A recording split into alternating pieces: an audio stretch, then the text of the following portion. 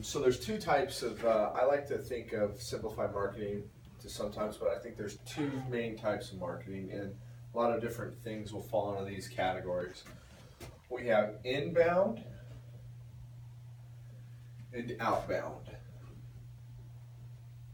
Outbound tends to have some of our old school stuff like direct mail, conferences,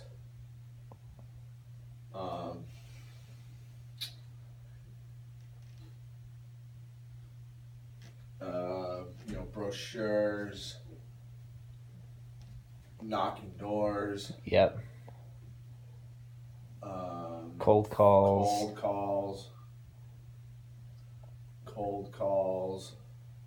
Email campaigns, stuff like that. Yeah, email might fall into a gray area here, and I'll explain that why.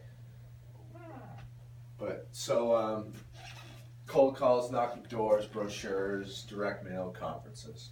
There's still value in these things. It's kind of older school. Sure. TV, outbound marketing, TV campaigns, advertising, any other billboards.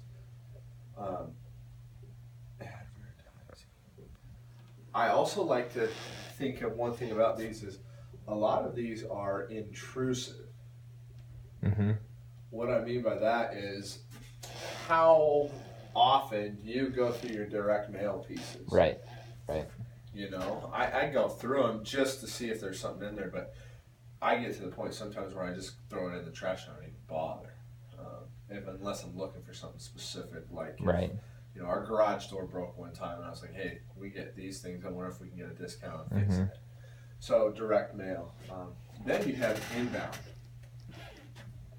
PPC, SEO.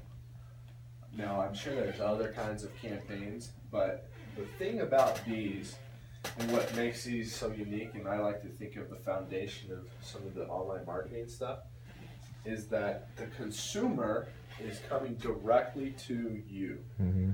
So if you're well optimized, when somebody does a search for window installation, Denver, their intent is they're looking for somebody that does window installs in the Denver area. Mm-hmm. It's exactly what they're looking for. Right. So it makes sense that our client closes these at 40%, because what that's saying is 4 out of every 6 clients that do that search are ready to do it. And they've done their research, they've done those things, they're ready to pull the trigger. That's why they've done that search. That doesn't happen with this outbound type of stuff. So it makes sense that when they're showing up in the top search results that they have a super high conversion rate, because this customer has come to them. They were seeking exactly what this customer was looking for. And that puts it really unique. In some ways, it's like the low-hanging fruit. Right. It's like instead of going and finding and chumming the water and drumming up business. Where you might get 1%, 1 or 2% closes. Right. You're getting somebody that's like, dude, I need this service. Mm-hmm. And then when you're in the top results, you did some research the other day, but 95% of search, 75% of searches, 75% of searches go to the first page results based on that study. Yeah. So, that means that if you're in the top 3, 4, 5 results, and you're getting the majority of that traffic.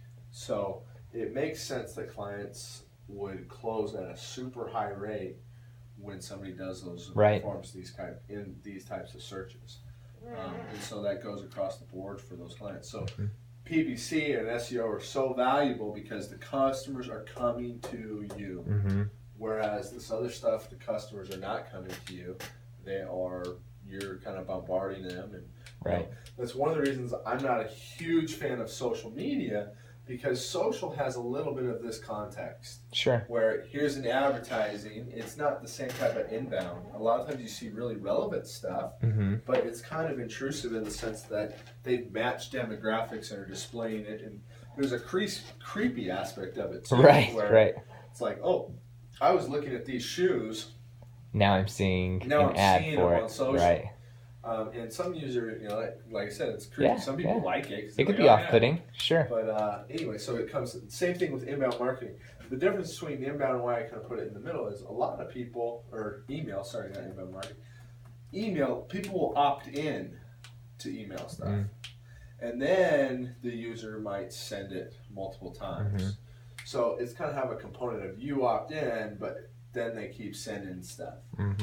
I think that when you combine these three type of things, you have created a really powerful campaign, because this becomes your drip campaigns that you keep touching base with clients. And it can be really valuable to SEO clients that don't necessarily close but signed up for something.